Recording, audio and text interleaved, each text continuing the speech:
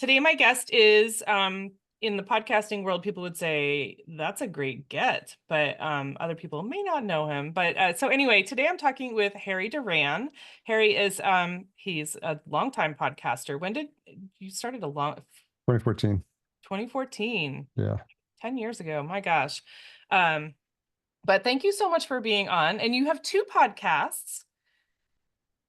You have two podcasts, one that I was on and the other I was not on because I don't know anything about it. But so Harry is the host of Podcast Yep. Junkies, and also he has another podcast. His first podcast? No. Podcast. His first was Podcast Junkies in 2014, and then the Vertical Farming Podcast in 2020. I started that. Yeah. And so funny story about Harry, and I probably told you this, but I did I think I did Podfest virtually my first year, 2022. Okay. And I had seen something about someone doing a vertical farming, and I was like, "Ooh, that's totally in the sustainability realm. I'm going to reach out to him," even though I hadn't started yet. And so I can't remember. I must have emailed. No, I didn't email you, but something like I reached out to you and I was like, "Hey, you want to be on my podcast?" And you're like, "Scram, kid, talk to me when you have a real show," basically. And so here we are. Yeah. Look at that. But Harry, you're in Minnesota now, right? Yes. You're in Yeah. Minnesota, but you're from the big state of New York. Yes. Grew up in New York. Yeah. And you recently moved to Minnesota. Well, moved in 2019, but we were living in the city, in Uptown, and now we're living about 30 minutes outside. Hmm. Okay. And life is a little different Yes. in Minnesota. Yeah, Yeah. for sure. A little slower in the Midwest than it is. I've lived in New York. I've lived in Atlanta as well for a bit, and then I've lived in LA. So just always on the coast, and it's the first time I've had a taste of Midwest life. How's it going? It's good. It took some getting used to, and just things are done differently here, and I think just my energy had to find its place here because my partner Natalie is the person to tell you. Like, when I first got here, I wasn't really like making eye contact with people, and I just wasn't that engaging with folks. And just coming from New York City, you just develop this like thick skin, and you just stick with your social group, and it's not a lot of like socializing just randomly and just saying hi to random folks and how was your day and all that sort of stuff, which tends to happen a lot here in the Midwest. So it was just a matter of just getting used to it and just showing up to a restaurant, and instead of saying like oh, Harry Duran is table for two, like it's like, oh, hi, how are you, like how's your day going? So it's like little things like that, just take some getting used to. Yeah. That's really fun. And so you're about 5 years in living in Yeah. the slower pace. Yeah, it's crazy. It's yeah, coming up on 5 years because we moved. I moved here. I went through a divorce and a separation, so I was a bit nomadic for about a year, and then settled in here because it's where my partner's from. And it was my first taste of Minneapolis, and so we moved to Uptown. So for those that don't know, it's sort of like it's the kind of city vibe. It's got apartment buildings and some restaurants, and you can walk to stuff. And we had an Apple store literally around the corner from us, and cool bars and stuff. And all that came to a crashing halt like 6 months later with the 1-2 combo of COVID and then the George Floyd riots. So it was pretty Right. crazy couple of years. Oh, yeah, it went from not fun to like, oh my gosh, Yeah, what did we do? yeah, Um, wow. Yeah, I didn't think about that with the timing. yeah, But now you recently got chickens, so you've got some little chicks. yeah, But so I have Harry on here because of one, the vertical farming podcast, but also because I know that Harry has done this whole slow down thing, which I think is super cool.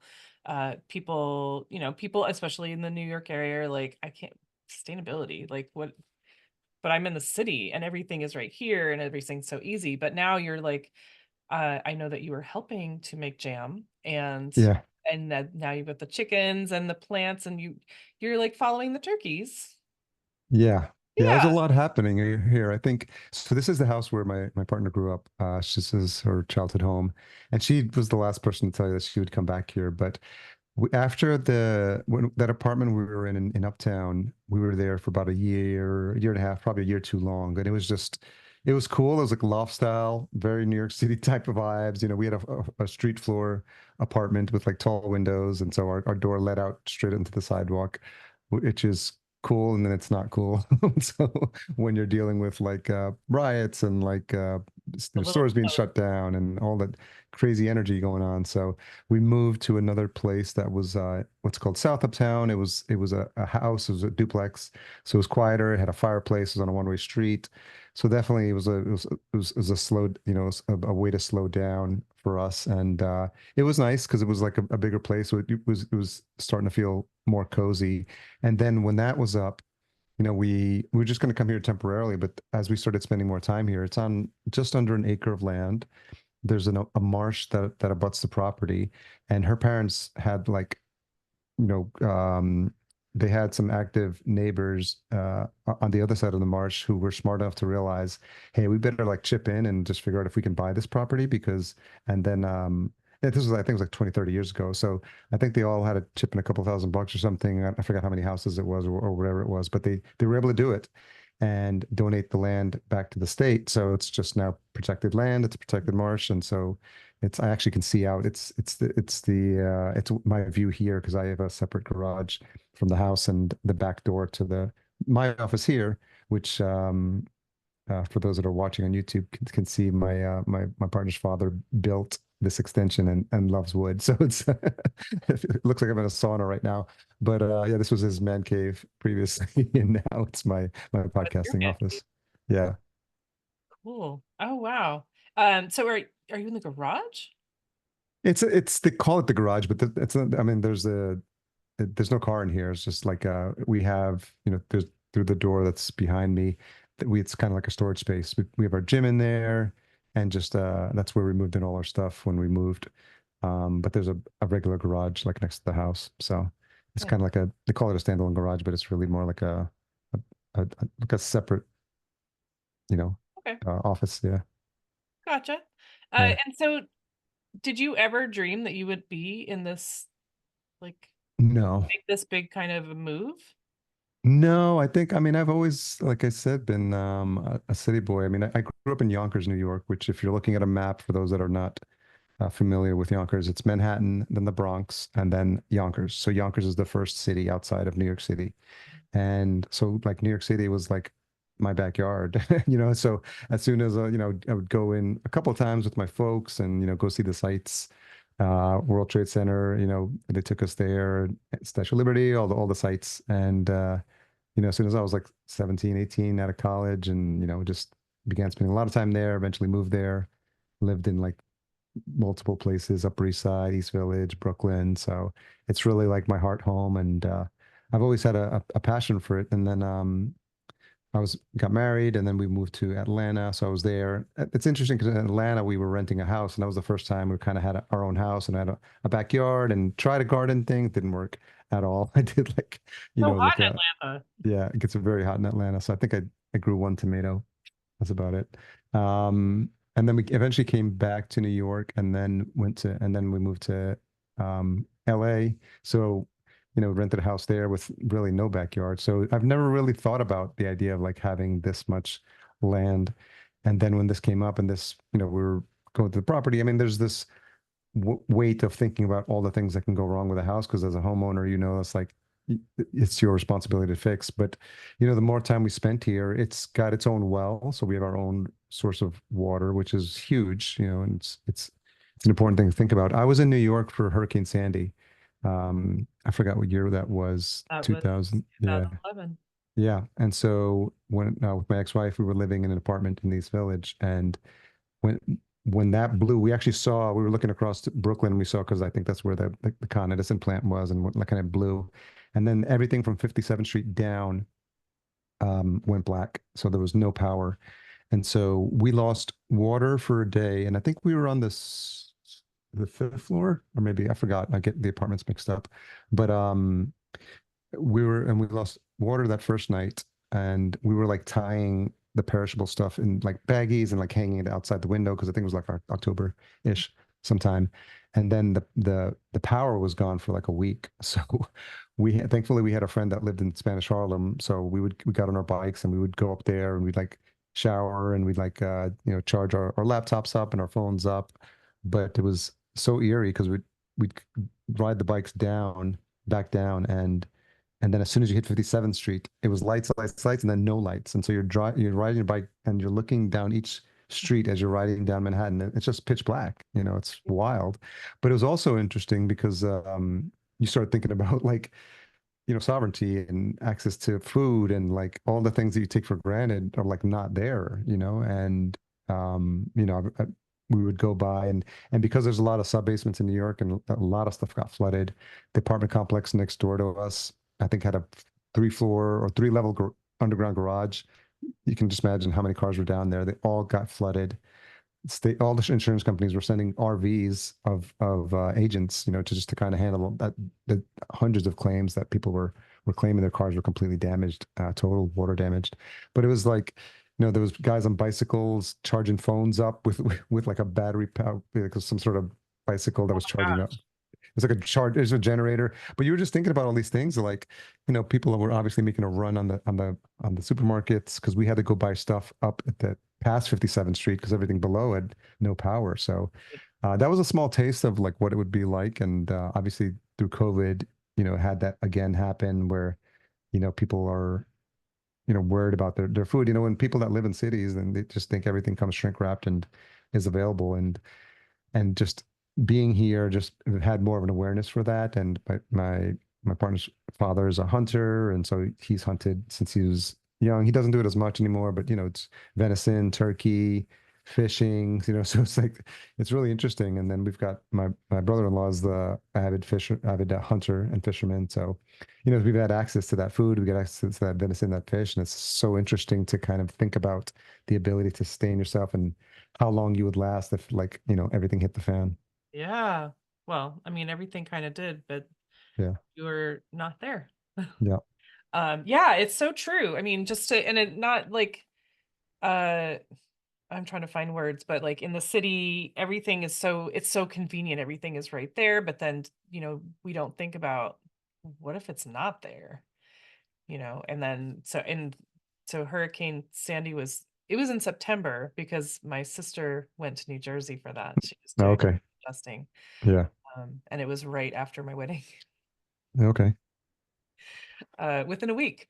But that is it's so true. And it's cool that you get this taste to know, that you have the comparison. Uh, and so, let's see. So you've helped out making jam, you're raising chickens. Are you gardening?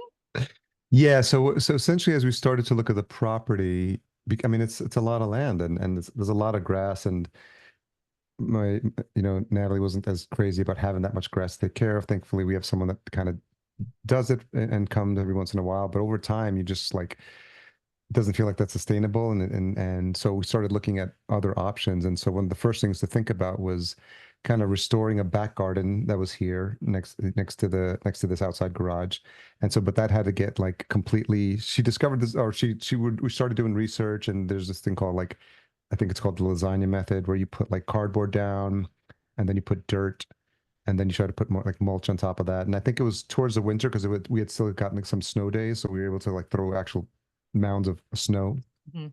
on there, and that was helpful to start that, and we get some dirt shipped in. So that back garden, it's trial and error because I think we realized that the dirt that we ordered probably should have been more of a sandy mix because we were planting potatoes and radishes, and apparently you need more of a sand mix with the soil because you need some aeration when you're doing root vegetables. So again, learning, we had to put up a whole deer netting around the entire garden. Then we built a similar type garden towards the front of this outside garage, and we had been watching she had been watching a ton of videos about these this woman Bree who's got this amazing garden. So there's a lot of tips about things to do, and we built this like hoop thing we're using Uh, cattle panel, I think it's called. Like, I'm learning all these yeah. cattle panel Or and like squash yeah, and yeah, squash. hardware cloth and all this stuff like to say. But it's interesting. And so we had to go, we're shopping at places called Tractor Supply now. So hopefully, and so like we had to go get cattle panel and that stuff is really like heavy gauge. So they had to wrap it in this big kind of like loop, and then it couldn't fit in the car, so they had to like put like a million plastic ties on it and then strap it to the top of our car. So it's like that was the only way it was gonna get here. And it was so funny because we were there and it was like that's so funny. We had a couple come in from Minneapolis like yesterday, and out of all things, they actually had a Crosstrek. We have a Crosstrek Subaru Crosstrek, so they actually had a Crosstrek Subaru, and they actually wanted the same panels as well. It's so weird that I Oh, wonder if they were watching the same video or something like that, getting the idea. So the idea is to kind of like have it for your like squash and climbing vegetables. So it didn't really work out this season because the squash we planted wasn't climbing squash, and we didn't really plant as much stuff that was climbing. So it's just like a nice hoop there's not a lot going on. But we planted some so in the back garden, just potatoes, radishes, corn, some beans, and onions. And then in the front garden, we're doing tomatoes, lots of tomatoes, squash. We even had pumpkins. I think we put them towards the back because we had a ton of those. I don't know what's going to happen with those yet. But then trying to build a deer fence around the front garden, we ran out of the deer type of fencing, but we had some of that other mhm. thinner cloth, and that didn't work out because you can clearly see the section that uses that. The kind of rabbits figured out that one out. So Yep. we lost that battle. But it was we kind of wrote it off as like a get this everything set up Yeah. year because there was so much to do, and we just ordered a couple of trees as well for privacy. So we've got ordered a maple tree, a willow tree, two peach trees, Nice. and then some like tall grasses for that a strip that's between us and the neighbors because there was a bunch of buckthorn there that had to get torn down, which is really invasive. Right? Yeah, so just learning all these things, and then was like, and then as you walk around the house, there's we have a lot of wild turkeys that come in, which of course my partner likes to feed. So now they just kind of hang out. And then we Knock knew we on the wanted to, door. yeah, I have them come here sometimes, and I have double doors looking out into the marsh, and they'll come over and they'll start pecking at the window. So they're that used to like us feeding them. But as far as the chickens, we kind of knew we wanted them, so we were just holding off for a while, trying to figure out what kind of how many we wanted, and we heard like sometimes you lose some when they get shipped over. So we ended up ordering six. One didn't make it that first day, and so we ended up with five, and then we had to get um, a chicken coop. We had one that when we as we were looking at it, we are like, this is going to be too small, so we had to return it and get another one. Mm, And just all the things that like it didn't fit in the car, so we had actually like this unpack the chicken coop pieces and then put those pieces into the car one by one because the box itself didn't fit. So all these things you got to like think about because most people, I guess, that are doing this sort of stuff probably have like a pickup truck or something like that. So just all these things you don't think about when you're like right? not worried about, I call it farm life. It's not a farm, but it's enough of a farm for me.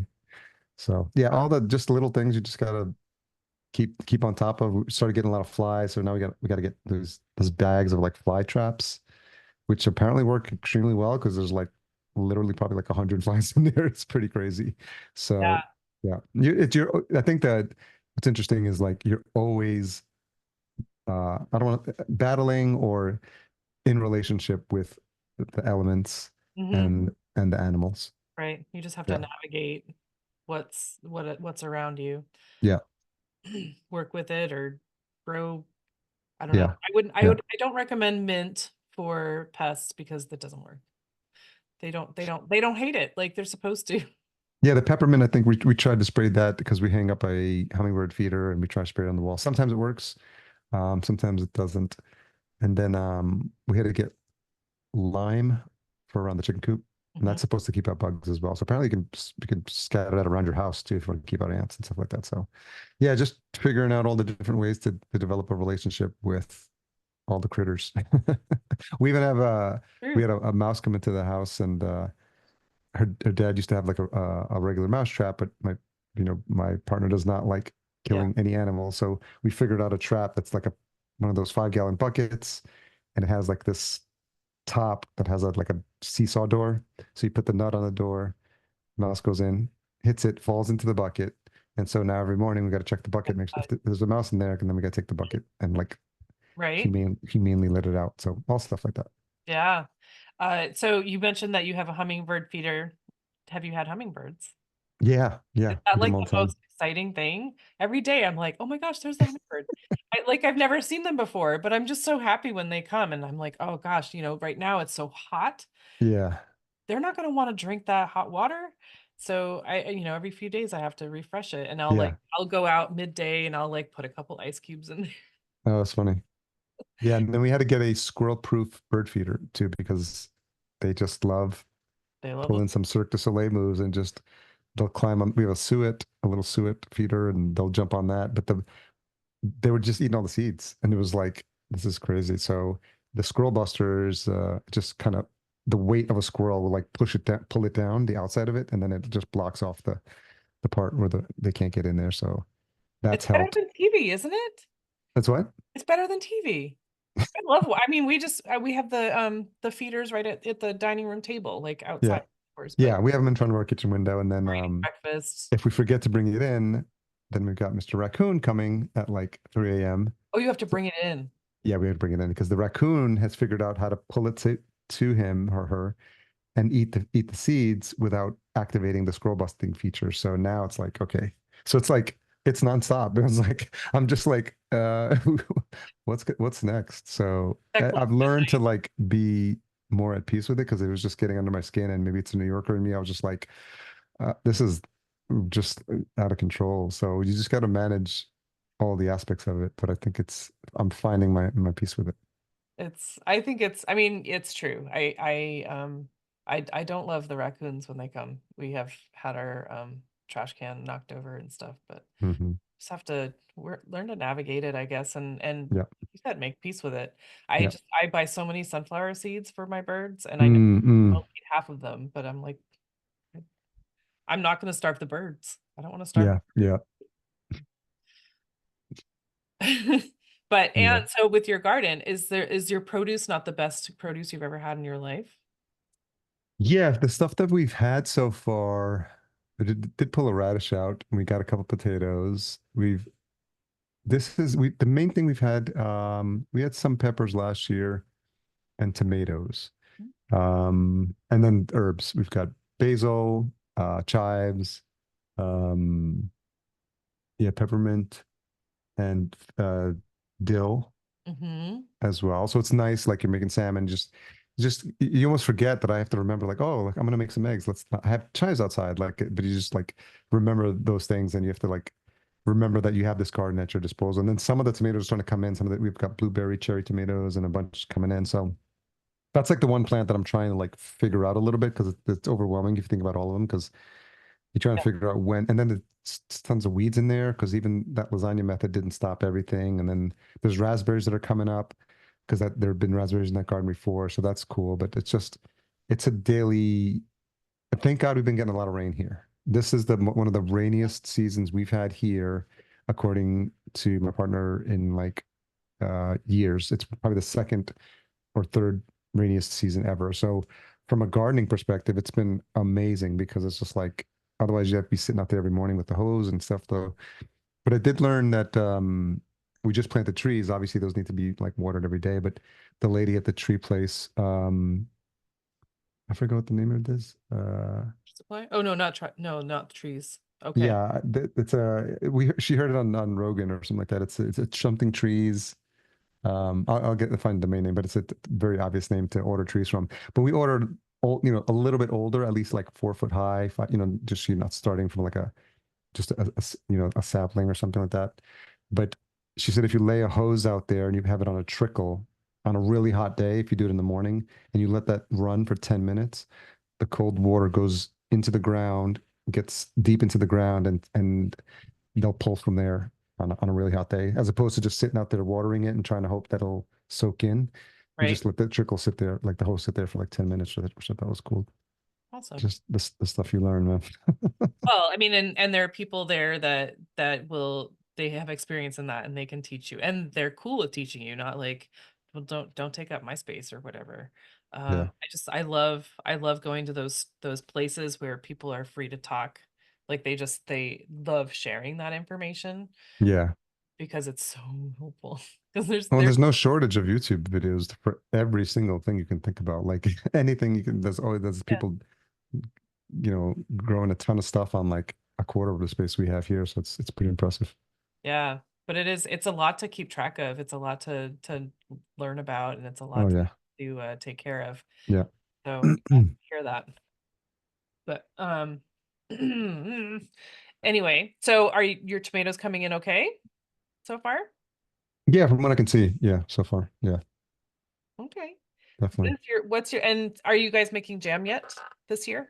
She made some jam. She got some rhubarb at the farmer's market, so it wasn't our strawberries or our rhubarb, but she definitely we made a batch last year, so that's also tricky because you gotta do that boiling where you seal the containers and make Mm-hmm. sure that that's done. I did start making bread, so kind of picked that up when we went to go visit a friend of hers in Hawaii who's like a really good chef, and she had a really good book out about bread making. And I just, we were just hanging out. It was kind of vacation time, so I just kind of read the whole book, and I was like, I've always liked baking.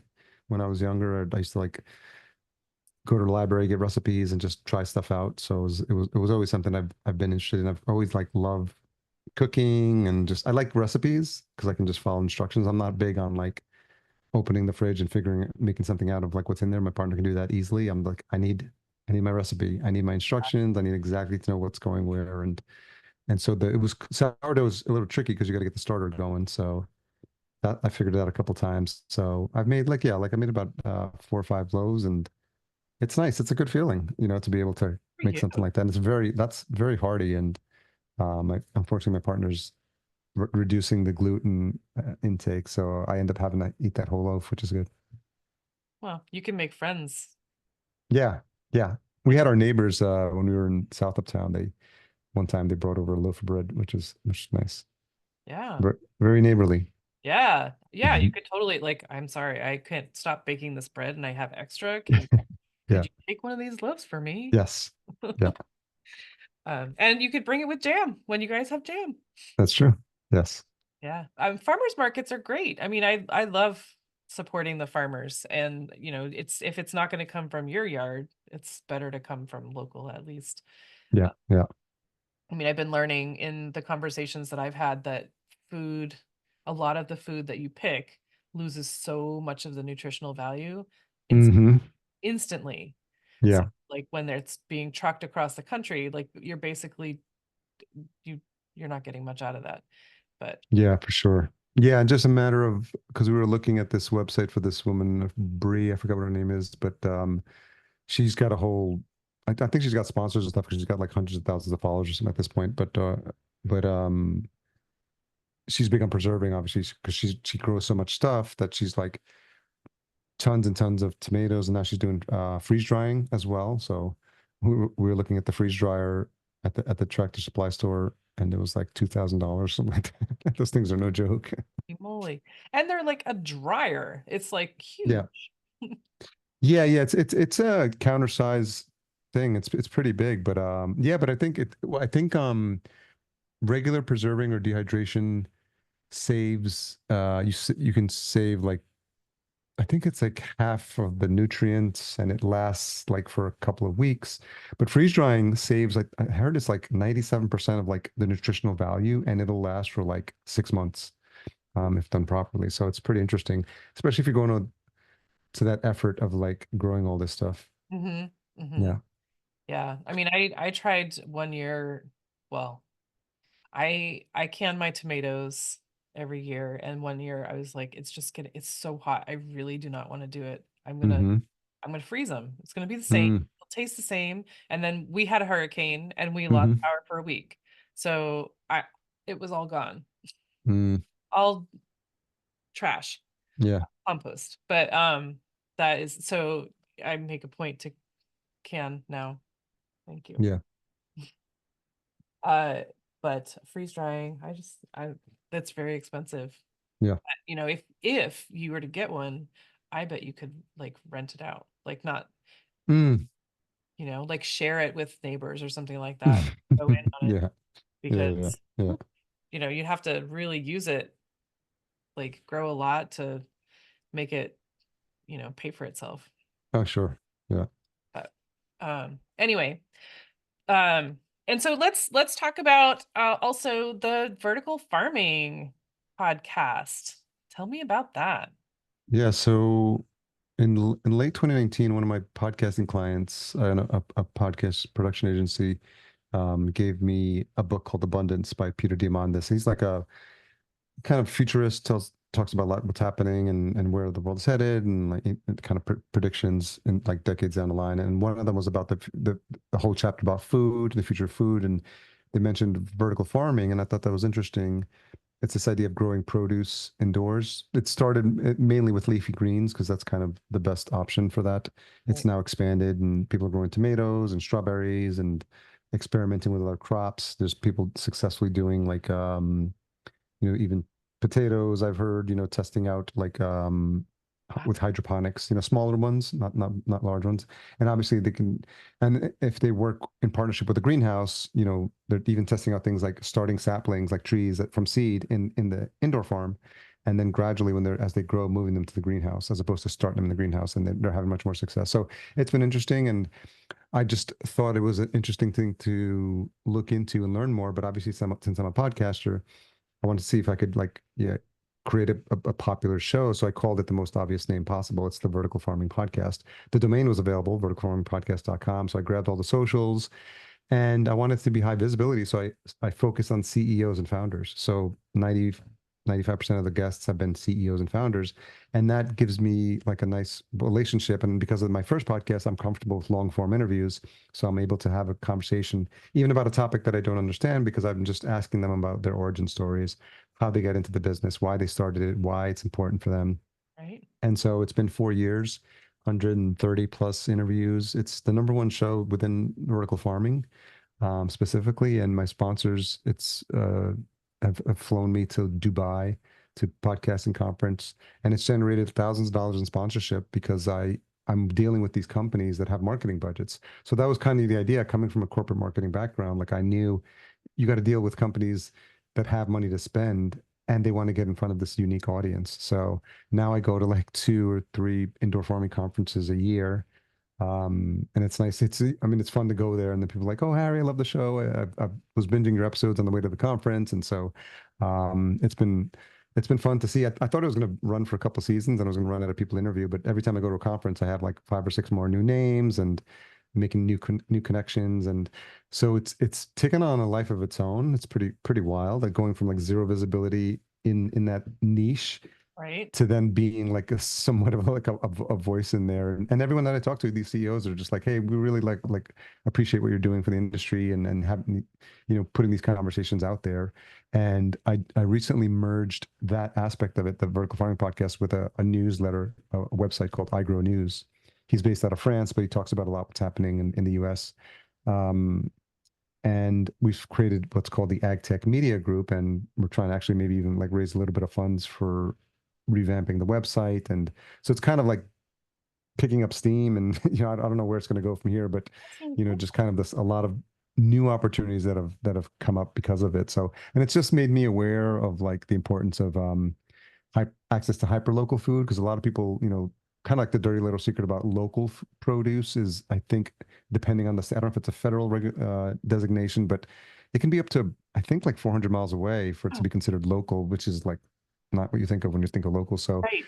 vertical farming is like redefining that term, and they've started to use the term hyper local, because you have like these chefs growing these mushrooms in a container farm like right next to the restaurant, right? So you literally are picking the mushroom, cooking it, and putting it on the plate, and so you can just literally show the diner that like Yeah. this is about as local as it gets, and you Yeah. can taste the difference. And I've been more aware when I'm in the grocery stores, just because of the podcast and these conversations. I start to look at like this produce, like where's it come from? And Right. everyone knows that most of it comes from California and Salinas Valley, and it flies 3,000 miles to get here, so there's a lot of travel expense, and and it's not as fresh. That bagged lettuce will probably last you a couple days once you open it. And if you don't open it, maybe 3 or 4 days, and you can just see it just starts to get mushy. And but it's so funny to look at. We're eating like greens from a company called Revel Greens, based out of, they have a greenhouse here in Minnesota. There's no real vertical farms in Minnesota. There's mostly greenhouses, but that lettuce, man, will last probably like 2 weeks, and it's fresh. I mean, over time, it'll wilt, but it's noticeably crunchier, and like you wouldn't think like you you could distinguish flavors or from lettuce, but like you notice the difference when you have that, and then it's just like you can't go back to like the bagged lettuce after that. Totally, totally. Well, and I mean, and you notice because it's in your kitchen, but it you were saying it lasts longer, but because it hasn't had to drive across the country. Yeah, yeah, yeah. Yeah, that's fascinating. I love everything gardening. I wish I was a better gardener, but I do not like the heat. Uh Mm. or the bugs or the rain. Mhm. But so that's and so you are interviewing CEOs of these companies, and do you, obviously you're asking about their companies, but are you, now that you're gardening, could you like be like, hey, do you got any tips for Yeah, it's a completely different business model because they're some of them are coming from non-farming backgrounds because they're running these huge operations, and a Mm, lot of them, I mean, it's a big category because you think it's super niche vertical farming, but it could be anything from people that are letting you grow, like you see these towers where you can grow like lettuce and herbs there. Some of them are really like beautiful. You can like put them on a counter. They've got these like nice designs. So you've got those sort of like the consumer model. There's some that actually are like counter under the counter with like a glass door and everything, oh, and they've got robotics. Not robotics, but like AI.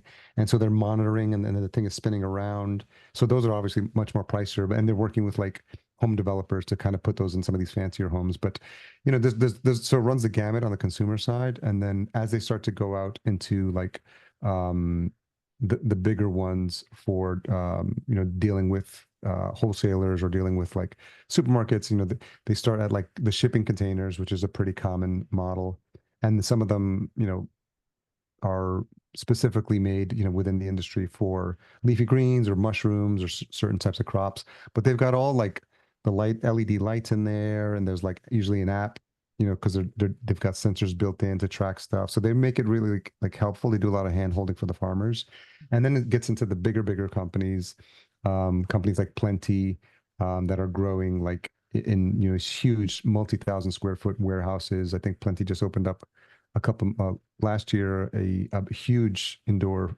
farm in Compton of all places, to just like to think that like a neighborhood like that is now going to have access to like fresh food, whereas before it was a food desert. And then there's other companies. Gotham Greens is a pretty big one. Arrow Farms recently went through a bankruptcy, so there's some challenges because in the industry itself, because people are getting into it and think of it as a technology company, but really you have to have farming chops because you have to know what you're doing, and growing. There's more challenges with like people growing indoors as opposed to growing in soil right outside. So you have to. There's a lot of things to be thinking about, because you have the biggest expense there is electricity.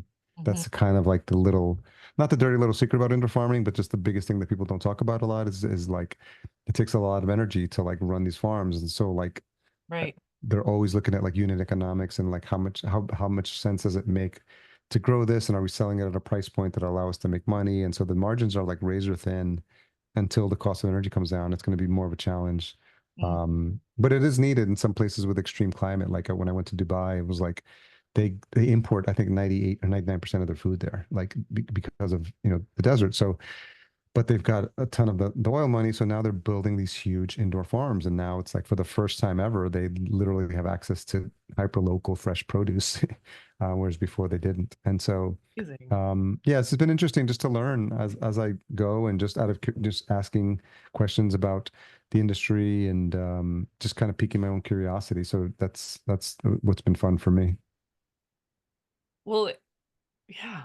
I mean, I that's really I love that about Dubai, that, because they have so much. oil money that they can afford to just build all new. And these things are, Yeah.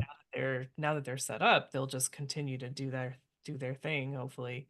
Um, but and I never realized that they didn't grow stuff, but it makes sense because it's like sand. Yeah, it was so interesting to be there, and everything that you see there that's green. If you're on the roads, you'll see trees, but then you'll see like hoses running to everything, every tree, everything has got because there's just so completely dry there, and they're running these, I think these desalination plants. They're pulling in water from the ocean, and they're like, I don't know what's happening where underground or something, but like they've got to get the water to these plants anywhere. But it's like you're in the desert, so it's like it's interesting how propped up it is, in terms to show anything that's there that's green, you literally have to kind of build an infrastructure to keep everything watered because they don't get a lot of rain either. I think I just read something that a couple of months ago they tried seeding, cloud seeding or something like that.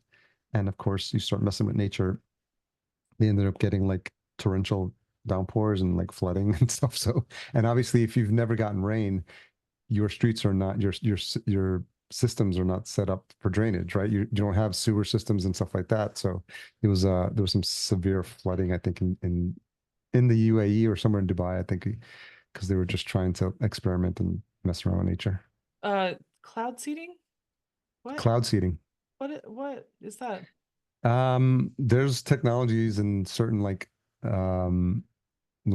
I don't know if it's metals or ionized crystals or something like that. You can go on a plane and you can fly through clouds and you disperse them in the clouds, and it sort of like activates something that can cause rain. So yeah, Oh my gosh, that's wild. yeah, Holy moly. Um, Gosh, that's fascinating. That is fascinating. Uh, and I guess for your personal gardening, probably the farmers market, talking to your farmers at the farmers market about recommendations and stuff would probably yeah. more The help. farmers market and honestly, like there's just you start following all these like homesteading Instagram accounts, and they get really detailed, and they're so popular. They've got hundreds and thousands of like followers, so they're continuously creating content, and they're just sitting there with their camera and just kind of showing you, okay, it's like tomato picking season, so this is what you need to look out for. And so there's really no excuses for learning what you need to, um, you know, there are a couple of books that we bought, but like for the most part, we can just watch a couple of videos and kind of get the gist of what we need. Yeah. Um, yeah, I just the I mean, I just love enlisting the help of the farmers because I love farmers, but and they also know your region and what's gonna. Yes. But I love that you're gardening. That's so fun. I mean, it really is, and it's not, you can know everything, and there's so many things out of your control. Oh yeah, it's never gonna stop. I mean, last year was Maine's wettest summer in like 100 years or something, and it was Mm, farmers were just, I can't imagine. I can't imagine doing that. I would be so anxious all the time if it was a summer like last summer because all the plants drowned. They just were so mm, soggy and they didn't grow, and they yeah, have CSAs to manage, and what are you going to put out there if everything is so wet? I don't know. yeah, That's beyond me. But they definitely know what, the issues that you would have in the area that you are. But yeah, for sure.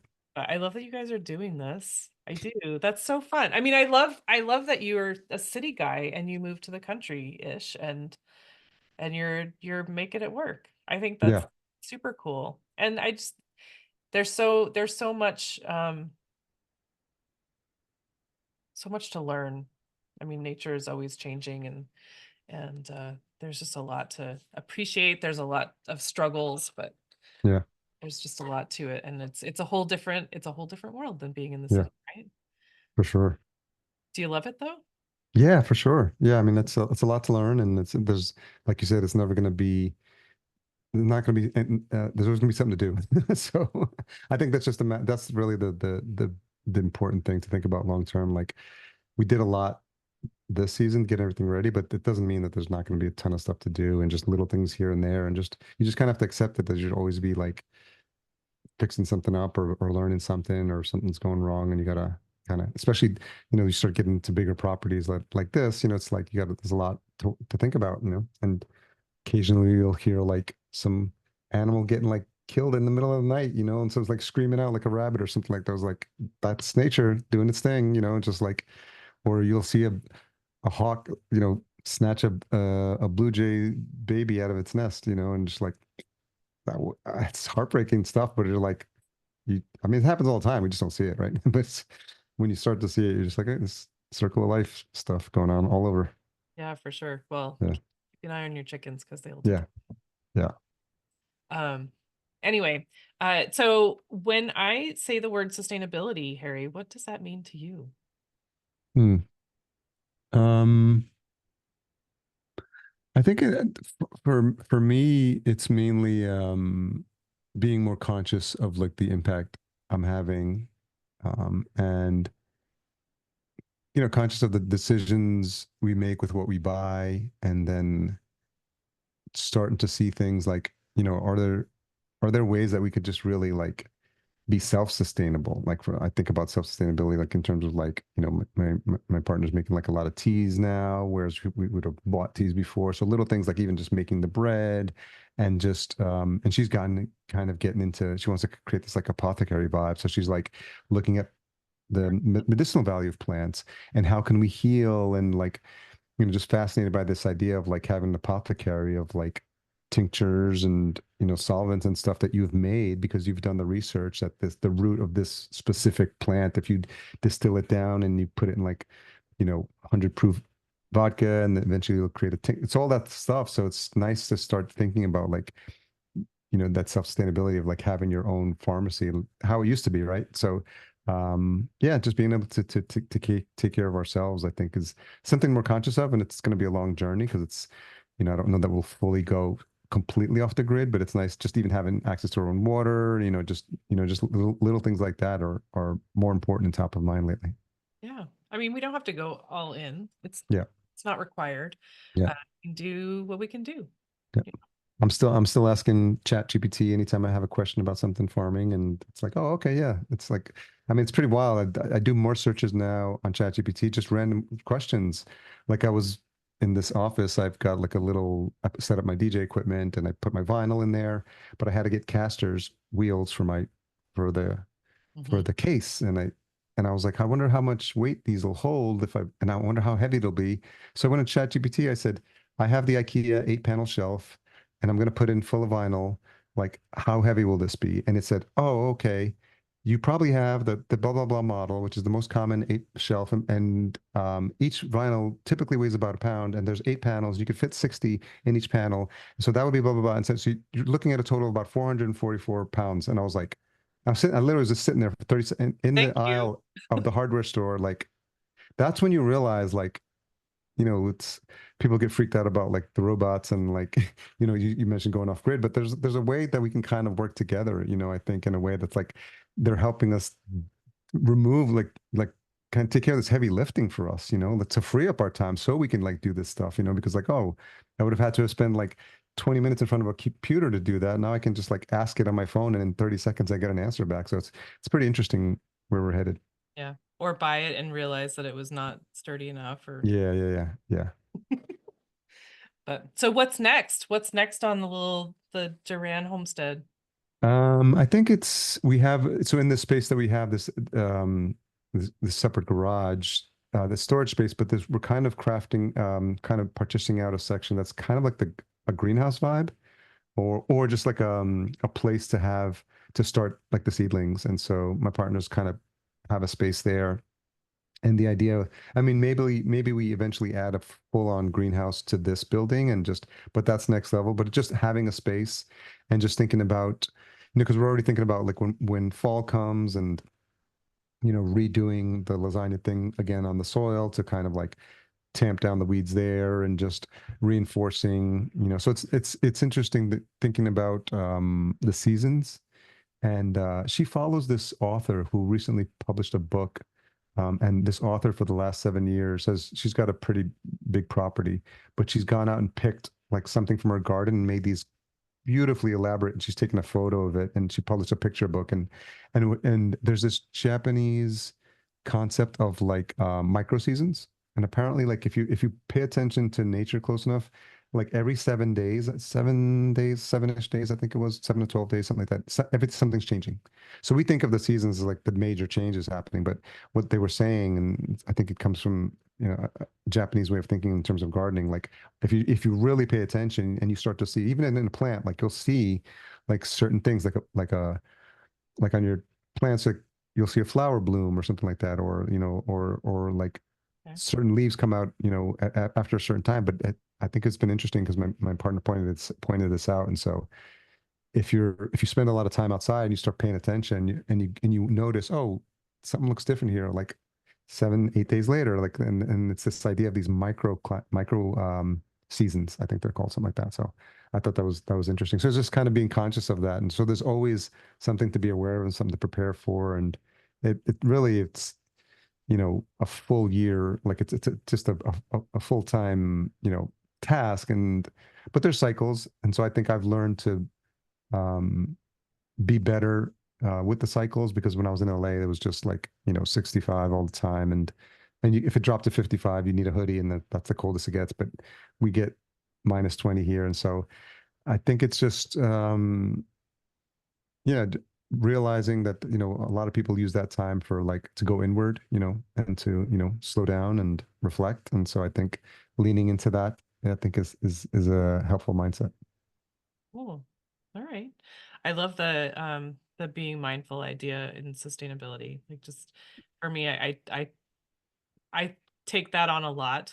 I can't do everything, but I can be more mindful about what I'm bringing in, what I'm creating. Um, Yeah. um, I love that. I love that for you. That's really fun. But so, if people want to find you and I'm your podcast because you don't post a lot. Yeah. I think the best thing to do is I've got my domain harryduran.com. It's my newsletter. It's called The Life Worth Living, and I started that a while ago, and it was meant to be like a weekly podcast. I mean, a weekly podcast, a weekly newsletter. So I did it weekly for a couple of years, and then it kind of slowed down. So I'm kind of back into like a flow.